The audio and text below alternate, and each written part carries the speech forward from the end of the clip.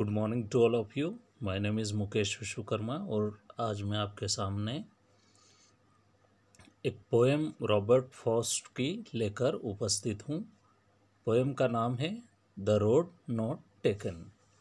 काफ़ी खूबसूरत पोएम है और इसको आज हम स्टडी करेंगे। सबसे पहले let's warm up a little, थोड़ा सा अपने आप को वार्म अप करते हैं। The road not taken is one of the most popular poems of Robert Frost.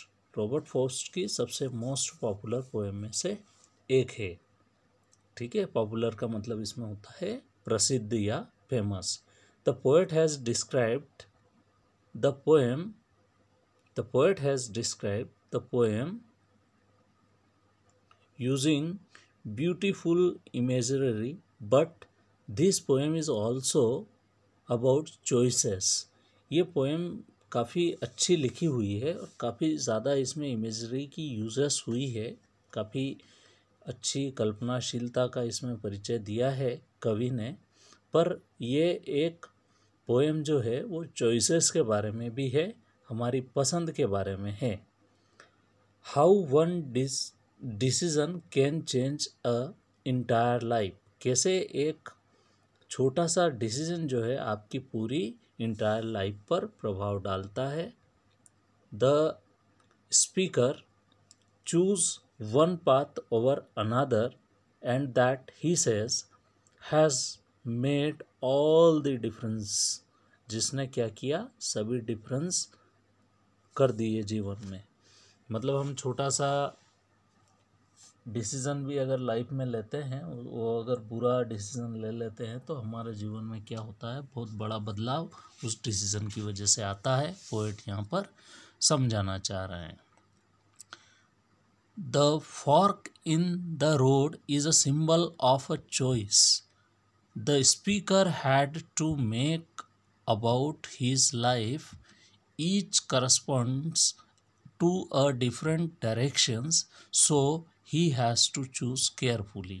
जो रास्ते हैं वो काफ़ी कठिन है और हमेशा रास्ते का चयन जो होता है वो सोच समझ कर करना चाहिए, चतुराई से करना चाहिए। और वो जो रास्ते की कठिनाई है रोड की, वही आपको आपके मंजिल तक पहुंचाती है।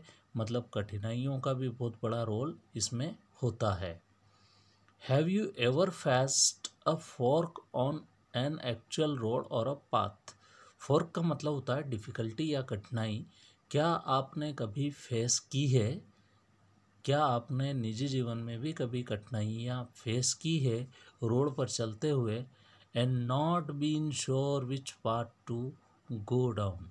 कठिनाई इन द सेंस के क्या आपके सामने ऐसा कभी कन्फ्यूज़न आया है जो आपको डिसाइड करने में बड़ी समस्या आई कि किस रास्ते हमें चलना चाहिए? ये इस पूरी पोएम के अंदर हम पढ़ेंगे। और पोएम जैसा कि मैंने आपको बताया रॉबर्ट फ्रॉस्ट ने लिखी है ये पोएम। आइए देख लेते हैं इसका पहला stanza. To roads diverged in a yellow would. Yellow would मतलब एक जंगल था और जिसका पूरा कलर जो था वो कैसा था, येलो था। आपको सबको पता होगा जंगल जब पतझड़ का मौसम आता है तो उसमें उसका कलर येलो रहता है। और यहाँ पर उसी जंगल की बात कही गई है। पतझड़ के मौसम में ही ये पोएम जो है कंपोज की है। टू रोड्स, दो रोड्स, डाइवर्स्ड मतलब मुड़े हुए थे। डाइवर्स्ड आपने भी रोड पे देखा होगा बहुत बार। एक रास्ता कहीं रिपेयरिंग या पैचिंग वर्क चलता है तो उसे क्या करते हैं, डाइवर्स्ड कर देते हैं, उसको बदल कर दूसरी तरफ से मोड़ कर निकाल देते हैं। Divorced in a yellow would, तो दो रास्ते वहाँ से मुड़े हुए थे, एक जंगल था उसके अंदर।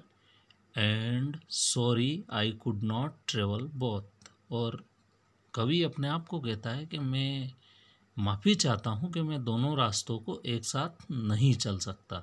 और सही भी बात है, दोनों रास्ते एक साथ चलना एक ट्रेवलर के लिए एक समय में पॉसिबल नहीं होता है। And be one traveller long I stood, एक अकेला ट्रेवल होने के बावजूद मैं लंबे समय तक रुका और सब कुछ देखा मैंने। And look down as far as I could, और कहाँ तक देखता गया? वहाँ तक देखता गया खड़ा खड़ा जहाँ तक मैं देख सकता था। लुक डाउन मतलब उस रास्ते को अच्छे से देखा, एक एक करके। One as far as I could to where it bent in the underneath. कहाँ तक गया? मैं देखता देखता मतलब निगाहें कहाँ तक गई मेरी? वहाँ तक जहाँ तक कि वो रास्ता मुझे दिखना बंद नहीं हो गया। मतलब वो जंगल में नीचे की तरफ दोनों रास्ते, आपको पता होगा कि घाटी जैसा था वहाँ पर, तो वो रास्ते डिसअपियर हो गए, दिखना बंद हो गए। वहाँ तक जहाँ तक नज़र जा रही थी वहाँ तक उसने देखा दोनों रास्तों को बड़े गंभीरता से, ताकि उसे पता लग जाए कि हमें कौन से रास्ते पे जाना है। तो रास्तों का मतलब यहाँ पर चॉइसेस है। लाइफ में अलग अलग चॉइसेस होती है हमारे भी सामने। बहुत बार हमारे सामने भी विकल्प होते हैं कि हमको दो विकल्प में से एक का चुनाव करना होता है। तो इसी के संदर्भ में पूरी पोएम है। ये आपको इसलिए पढ़ाई जाती है कि आप भी निर्णय लेते वक्त हमेशा अच्छा निर्णय लें और सोच समझ के लें, क्योंकि निर्णय ही होते हैं जो कि ज़्यादातर लाइफ में आखिरी में प्रभाव डालते हैं। फिर क्या होता है? Then took the other as just as अ फेयर। फिर मैंने क्या किया? कवि कहता है कि दो रास्ते थे जंगल में, आप ज़रा देखिए ये दो रास्ते हैं और यहाँ पर पोएट खड़े हैं और दोनों देखना चाहते हैं वो रास्ते। अच्छे से देख लिए और ये आखिरी में ये रास्ता आपको दिख रहा होगा, डिसअपियर हो गया, दिखना बंद हो गया। ठीक है, तो वहाँ तक इन्होंने दोनों रास्तों को देखा और फिर डिसीज़न लिया उन्होंने एक रास्ते पर चलने का। ठीक है, तो कौन सा रास्ता लिया? दूसरा रास्ता अपनाया, पहले वाला ना अपना के उन्होंने दूसरा रास्ता अपनाया कि यही उचित है मेरे लिए। And having perhaps the better claim, और कवि कहते हैं यहाँ पर कि शायद यही रास्ता मेरे लिए ज़्यादा अच्छा है, इस बात का क्लेम करते हैं वो, इस बात का दावा करते हुए। Because it was a grassy and wanted wear. Grassy मतलब जिस पर घास उगी हुई है। कवि यहाँ पर कहना चाहते हैं कि ये रास्ता जो है पूरा ग्रासी है, मतलब इस पे बहुत ही कम लोग चले हैं। वांटेड वियर का मतलब बहुत ही कम लोग इस पर चले हैं, मतलब इस पे किसी ने अपने कदम नहीं रखे हैं। शुरुआत में ऐसा प्रतीत हो रहा था कि उस रास्ते पे कोई नहीं गया है। मतलब कवि वो रास्ता लेते हैं, यहाँ पर पोएट वो रास्ता लेते हैं जिस पर अभी तक कोई भी नहीं गया। Though as far that passing there had warned them really about the same. पर उसके यद्यपि उसके बाद में थोड़ा मैं उस रास्ते पे चला तो मुझे लगा कि इस रास्ते पर भी लोग तो निकले हैं और दोनों ही रास्ते मुझे कैसे लगे हैं? सेम ही लगे हैं। शुरुआत में थोड़ा सा डिफरेंस लग रहा था कि दोनों रास्ते अलग अलग हैं, पर बाद में थोड़ी देर चलने के बाद में पोएट को ये फील हो गया कि दोनों रास्ते लगभग एक जैसे हैं। और पहले उन्हें लग रहा था कि इस रास्ते से कोई नहीं गया है, पर अब उन्हें लग रहा है कि इस रास्ते से ज़रूर लोग निकले हैं, क्योंकि ये रास्ता भी वैसा ही है जैसा वो रास्ता जो कवि जिस पर नहीं चले हैं। And both that morning equally less, और दोनों रास्ते उस दिन मुझे एक ही जैसे प्रतीत हो रहे थे। In leaves no steps had trodden black. उस दिन ऐसा लग रहा था कि कोई भी कदम जो है उस रास्ते पे नहीं पड़े हैं, क्योंकि ट्रोडन ब्लैक का मतलब होता है पूरी ज़मीन जो है यहाँ पर एक तरह से येलो कलर में इसलिए हो गई है क्योंकि पत्तियाँ ऊपर से गिरी है। तो पत्तियों में जब हम पाँव रखते हैं तो नीचे से ज़मीन जो ब्लैक कलर की होती है तो ब्लैक दिखती है। तो स्टेप्स अगर लिए गए हैं तो ज़रूर ज़मीन जो है अंदर से काली दिखेगी, मतलब वहाँ पर किसी ने कदम नहीं रखे थे, ऐसा उन्हें प्रतीत हो रहा था। पर बाद में जो है उन्हें लगा कि नहीं, यहाँ पर कोई चला है। Oh I kept the first for another day, और मैंने सोचा कि जो पहले वाला रास्ता है जो मैं नहीं चला हूँ या जिस पे मैं नहीं चल रहा हूँ, इस रास्ते को मैं फिर कभी चल लूँगा। ठीक है, तो उस एक रास्ते को आगे के लिए उन्होंने रिजर्व रख दिया कि फिर कभी आएंगे तो इस रास्ते पर चलेंगे। Yet knowing how way Leeds on two way, ये जानते हुए कि कैसे एक रास्ते से अनेकों रास्ते बनते हैं। जैसे कवि यहाँ पर एक रास्ते को अपना लिया उन्होंने, आगे चल के इसके भी दो रास्ते हैं, फिर दूसरा रास्ते में से एक और रास्ता बन गया है, और फिर आगे ऐसे चल चल के एक रास्तों के कई रास्ते बनते हैं। कवि को ये बात बहुत अच्छे से पता थी, पोएट इस बात को जानते थे। आई डाउटेड, अब मुझे संदेह हुआ। आई doubted if I should come ever back, क्या मैं वाकई कभी वापस इन रास्तों पे आऊँगा। कवि ये बोल रहे हैं अपने आप से कि मैं सोच तो रहा हूँ कि इन रास्तों पे फिर से आऊँगा, पर क्या कभी आ पाऊँगा मैं इन रास्तों पे, अपने आप से संदेह में बात करते हैं। आगे देख लेते हैं इसका आखिरी stanza. I shall be telling this with a Sai.